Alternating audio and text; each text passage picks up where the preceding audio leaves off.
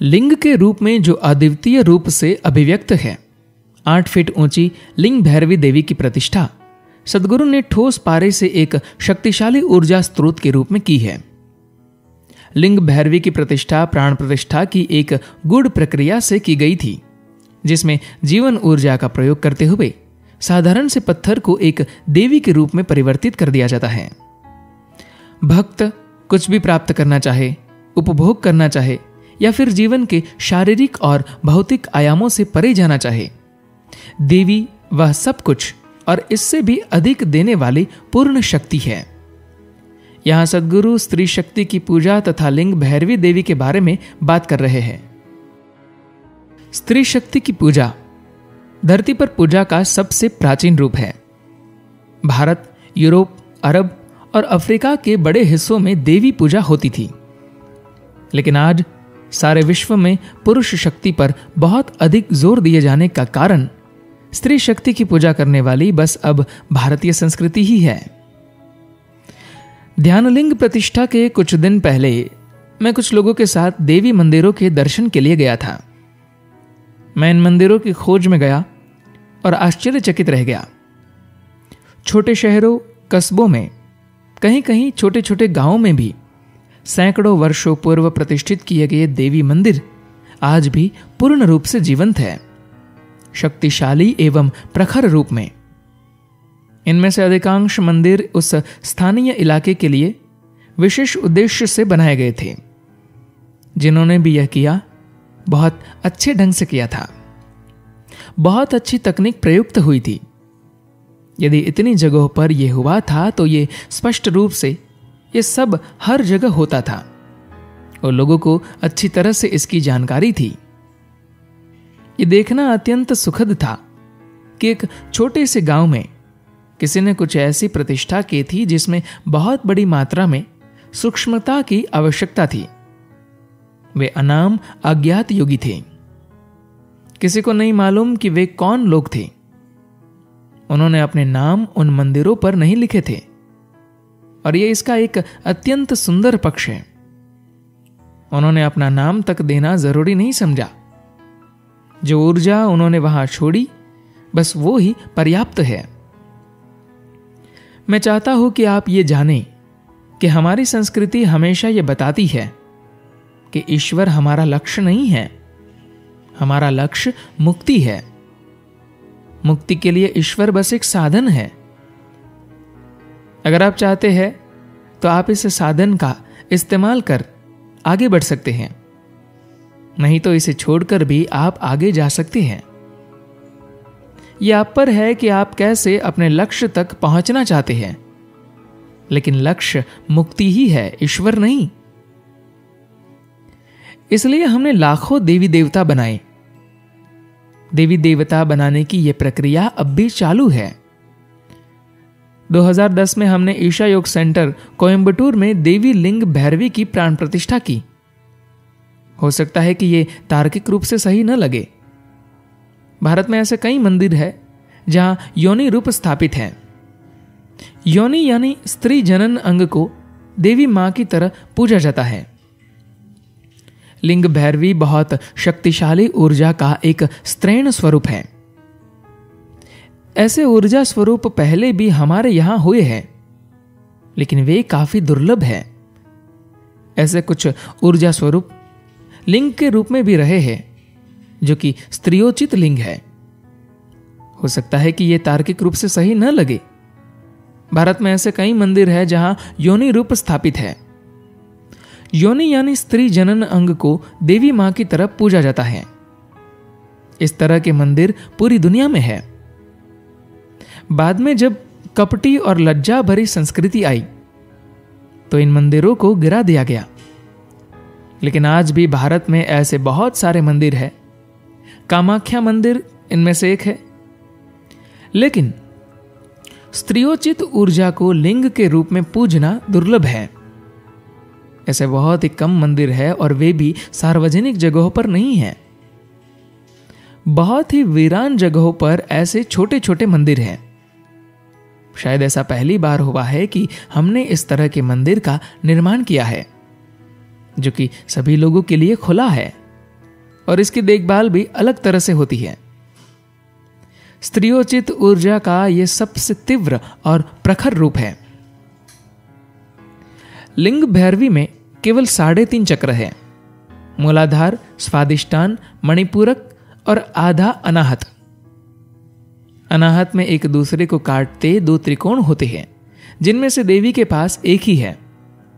उन्हें जानबूझकर ऐसा बनाया गया है क्योंकि वह ध्यान लिंग ईशा योग केंद्र में प्रतिष्ठित लिंग की आदि है। इस आकृति को रसदंड पर बनाया गया है। रसदंड तांबे की एक नली है जिसके भीतर तरल पारा भरा गया है।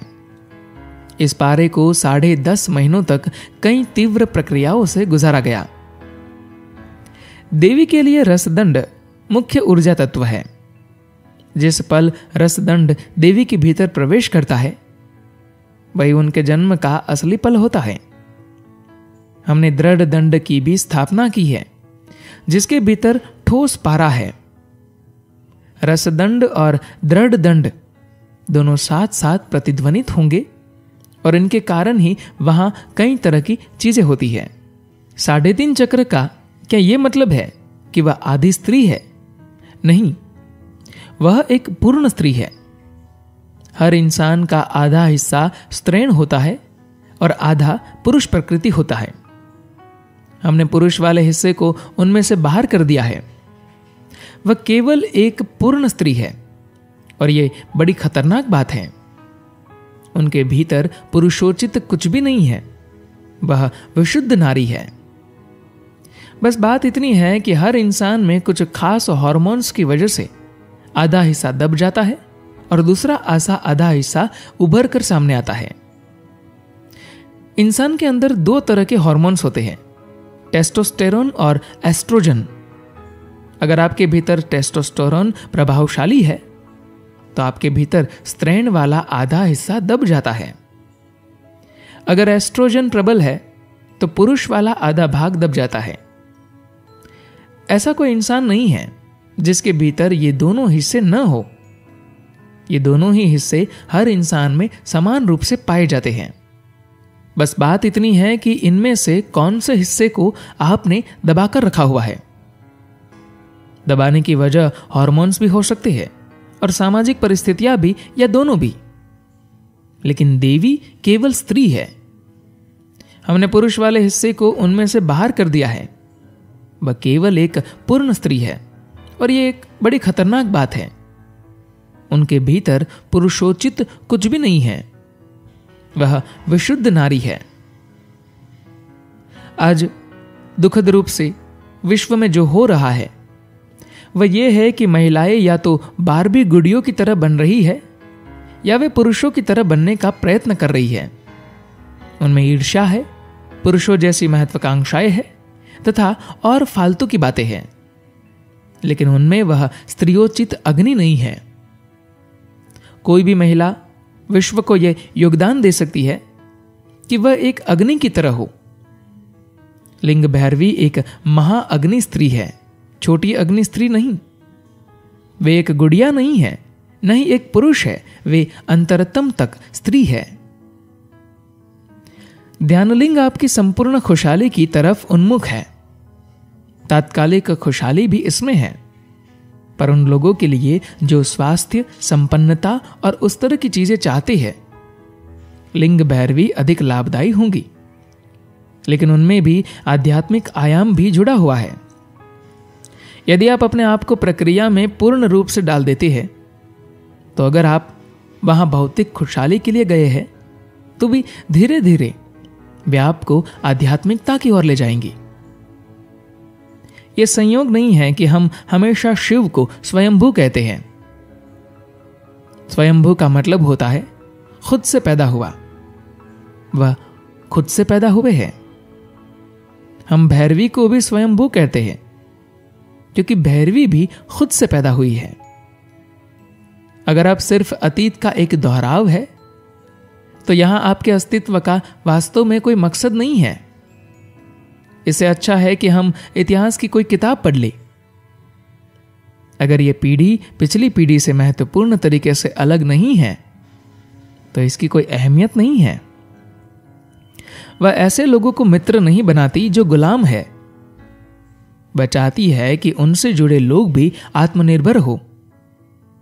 इसलिए सबसे पहले वह आपकी मां को नष्ट कर देंगी। उस स्त्री को नहीं जिसने आपको जन्म दिया, मगर उस मां को जो आपके जरिए जीवित रहने की कोशिश कर रही है। वरना अगली पीढ़ी जैसी कोई चीज नहीं होगी, भविष्य जैसी कोई चीज नहीं होगी। फिर अतीत ही खुद को भ्रामक तरीकों से भविष्य के रूप में सामने लाता रहेगा। जब आप अपने वंश के प्रभाव से मुक्त हो जाते हैं, तभी आपका कोई भविष्य होता है। वरना आप बस उसी अतीत का एक दोहराव भर होते हैं, बस उसका स्वाद थोड़ा नया होता है। अगर आप सिर्फ अतीत का एक दोहराव है, तो यहां आपके अस्तित्व का वास्तव में कोई मकसद नहीं है। इससे अच्छा है कि हम इतिहास की कोई किताब बदलें। अगर यह पीढ़ी पिछली पीढ़ी से महत्वपूर्ण तरीके से अलग नहीं है, तो इसकी कोई अहमियत नहीं है। अलग होने का मतलब यह नहीं है कि अगर आपके माता पिता इस्त्री किए हुए कपड़े पहनते थे, तो आप मुड़े तुड़े कपड़े पहने। यह अंतर लाने की एक बचकानी कोशिश होगी। अलग होने का मतलब है कि आपने अपने अतीत को एक सोपान की तरह इस्तेमाल किया है, अपने सिर के ताज की तरह नहीं। भैरवी, आपको लग सकता है कि वे सुंदर नहीं है, लेकिन वे प्रबल, तीव्र है। प्रबल अर्थात वे अत्याधिक रूप से प्रबल है। वे आपके पास प्रबलता की लहरों के रूप में आएंगी यदि आप वहां बिना निष्कर्ष निकाले या बिना प्रश्न उठाए कुछ समय के अंतराल तक रह सके। बस यदि आप वहां हो सके तो वे आपके पास प्रबलता की लगातार आने वाली लहरों से आएगी। आप उन्हें पढ़ा नहीं सकते, कभी ऐसा करने की कोशिश भी मत कीजिएगा। वे शक्तिशाली एवं प्रखर है। इस संस्कृति ने हमेशा स्त्रियों को प्रखर एवं शक्तिशाली होने के लिए उत्साहित किया है। आपको इस देश का प्राचीन साहित्य देखना चाहिए, जिसमें कवि कह रहे हैं, घरेलू स्त्रियों के साथ क्या किया जाए। हमने स्त्रियों को घरेलू बना दिया क्योंकि हम संतान पैदा करना, परिवार बढ़ाना और ऐसी ही बातें चाहते थे। तो यहां पर एक ऐसी स्त्री है जिन्हें आप घरेलू नहीं बना सकते। शक्तिशाली, अत्यंत प्रखर, लेकिन पूर्णतः करुणामयी, ये किसी जीव के विरोधाभासी गुण नहीं है। ये सब गुण साथ साथ आते हैं। केवल वे ही जो एक नैतिक वर्ग में जन्म लेते हैं इतने नैतिक होते हैं कि उनके जैसा कोई पैदा हो ही नहीं सकता। लेकिन ऐसा होता है, उन्हें लगता है कि करुणा और प्रखरता एक साथ नहीं हो सकते। उन्हें लगता है कि प्रेम व प्रतिशोध लेने की भावना एक साथ नहीं हो सकती। लेकिन जीवन ऐसे ही चलता है। प्रकृति ऐसी ही होती है। सबसे अधिक सुंदर ही हमेशा सबसे ज्यादा खतरनाक होता है। क्या आपने कोबरा को एकदम पास से देखा है? वह अत्यंत सुंदर होता है, लेकिन बस एक अतिरिक्त कदम और आप समाप्त। ऐसा ही है। तो जीवन ऐसे ही होता है। और लिंग भैरवी एकदम शुद्ध जीवन है। जीवन अपने प्रखरतम, अधिकतम, लेकिन अनियंत्रित संभावना में। देवी लिंग भैरवी मेरी ईडा यानी मेरी बाईं ऊर्जा तंत्र की अभिव्यक्ति है। देवी की लीला मेरे लिए एक अनोखी प्रक्रिया और अनुभव हो गए हैं। मेरी कामना है कि आपको भी उनके उन चमत्कारी तरीकों का अनुभव हो जो एक साथ उग्र और प्रेममय दोनों है। धन्यवाद।